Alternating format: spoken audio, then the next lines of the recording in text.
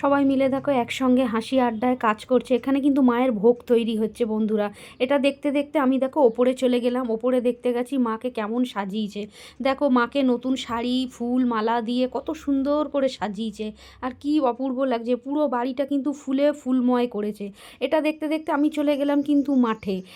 মাঠে গিয়ে দেখো এমন মনোরম দৃশ্য আমি কিন্তু আগে কখনো দেখিনি। আমি থাকি তো কলকাতায়, কিন্তু গ্রাম অঞ্চলের এত সুন্দর দৃশ্য আমার যেন চোখ পুরো মুগ্ধ হয়ে যাচ্ছে। দেখো চতুর্দিকে সবুজে সবুজ ফুলে ঘেরা। এগুলো কি ধনে ফুল বলে না কি যেন বলে, ধনে গাছ বলে, যাই হোক। আমি আবার বাড়িতে চলে এলাম। এসে দেখো এখানে মায়ের পুজো আরম্ভ হয়ে গেছে, শাঁখ ঘণ্টা কাঁসি সব বাজছে। আমি এই আওয়াজটা এখানে দিতে পারলাম না বন্ধুরা। দেখো সবাই বসে আছি আমরা একসঙ্গে। তারপরে দেখো এই যে এখানে দেখো এই যে নারকেলগুলো আছে, তো যারা যারা উপোস করেছে, আর এই যে কুচানো ফলগুলো এগুলো সবার কোলে দেবে, আর নারকেল একটা করে দেবে।